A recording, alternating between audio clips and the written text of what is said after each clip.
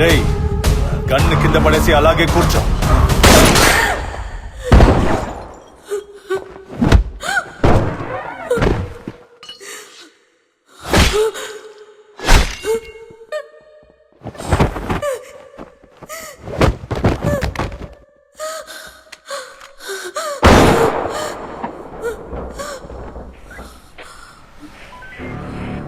Sir accuse చేతిలోనే gun ఉంది. Spot లో ఏం జరిగినా సరే ఆ గ్యాంగ్ లో ఉన్న వాళ్ళెవ్వరికీ ఏం కాకూడదు. సార్ పోలీస్ పబ్లిక్ లో ప్రాణాలు పోయేటప్పుడు ఆ అక్యూజ్ లో ఎదురుగా చేతులు కట్టుకొని నిల్చోవాలా?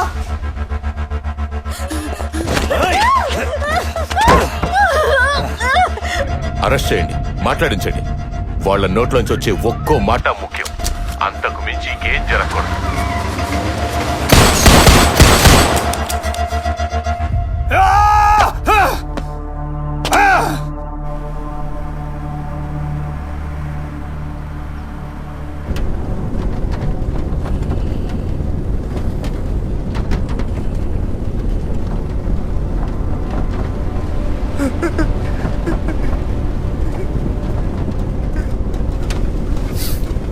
Stop the car.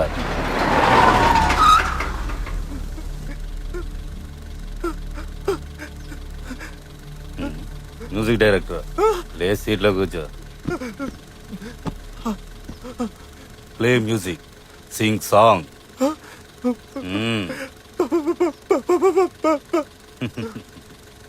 మ్యూజిక్ తో పాటు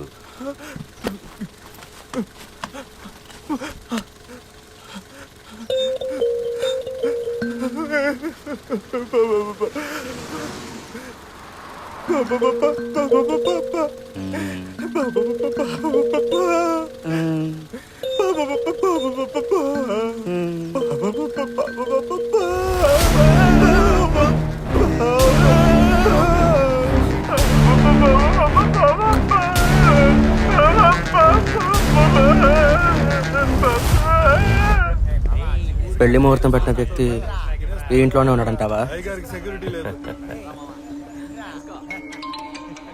రే బండోడా, నువ్వు తినేసి త్వరగా వెళ్ళు. రే నీకు బొట్టెటి చెప్పాలా? త్వరగా కానివ్వండి.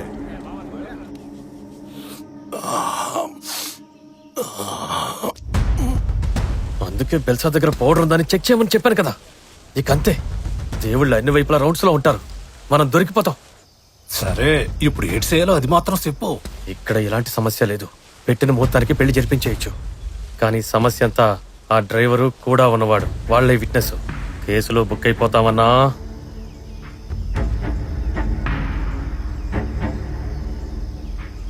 సరే వదిలే, నేను చూసుకుంటాను.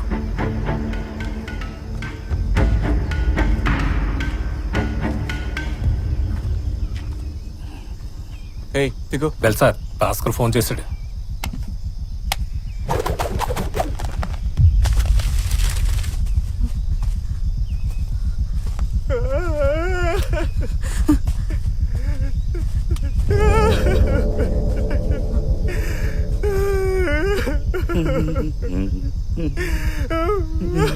మేము పోలీసులతో ఏమీ చెప్పం.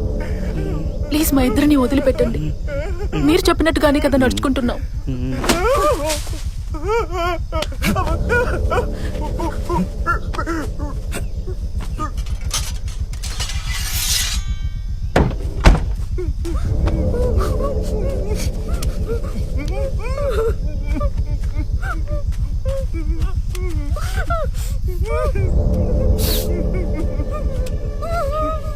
తెలిసేదన్నా, కాలిస్తే సౌండ్ వస్తుందన్నా. దానికి బదులుగా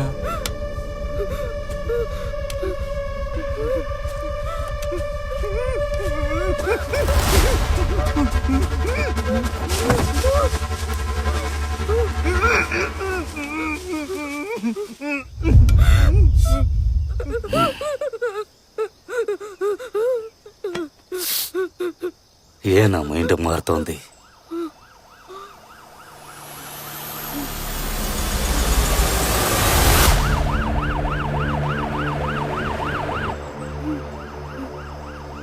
వైజాగ్ దాటే వరకు ఇది మనతోనే ఉండని.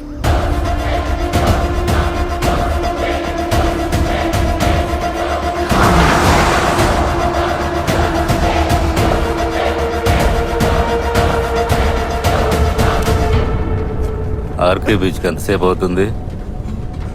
ఇంకో 10 మినిట్స్. 5 నిమిషాల్లో వెళ్ళు. మరి మీరన్నట్టు 5 నిమిషాల్లో వెళ్ళలేం.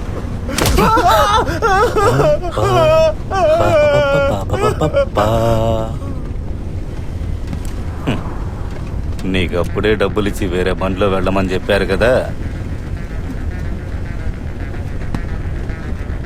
కారు ఇంతే స్పీడ్ వెళుతుందా?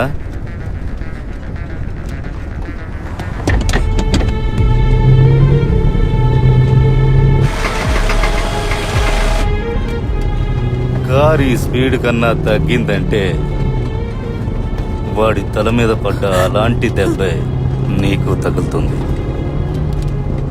ఇప్పుడు 5 నిమిషాల్లో కారు వెళ్ళలేదంటే మళ్ళీ నా మైండ్ మారుద్ది.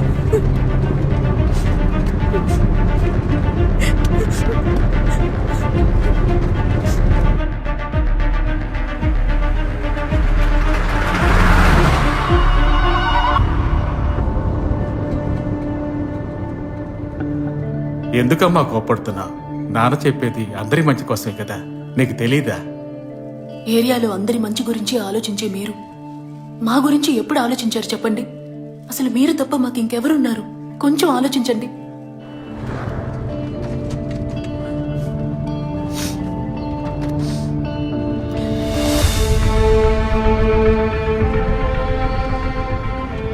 అసలు మీలాంటి వాళ్ళ వల్లే మా నాన్న చనిపోయారు. మీ నాన్న ఎవరు? ఫోటో ఉందా? ఒకవేళ మీ నాన్న మేమే కూడా చంపుండొచ్చు.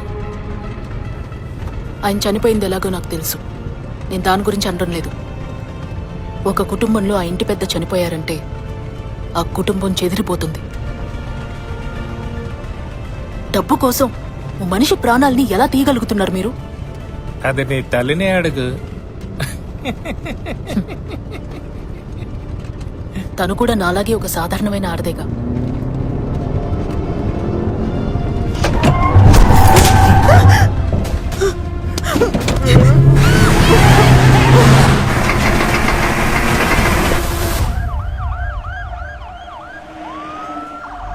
మీ ఆర్డర్లో ఏదో సంథింగ్ హైడ్ చేస్తున్నారు.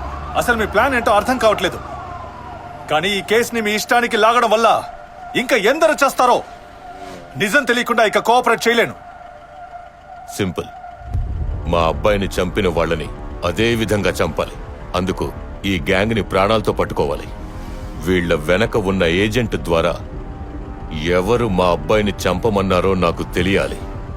ఇదే గ్యాంగ్తో నేను వాడిని చంపించాలి. చంపిన తర్వాత ఈ గ్యాంగ్ నే ఎన్కౌంటర్ చేసేయాలి. అందుకు మీ యూనిఫామ్ ని వాడుకుంటున్నాను. నీ వల్ల కాకపోతే చెప్పు, నేను వేరే ఆఫీసర్తో చేయించుకుంటాను.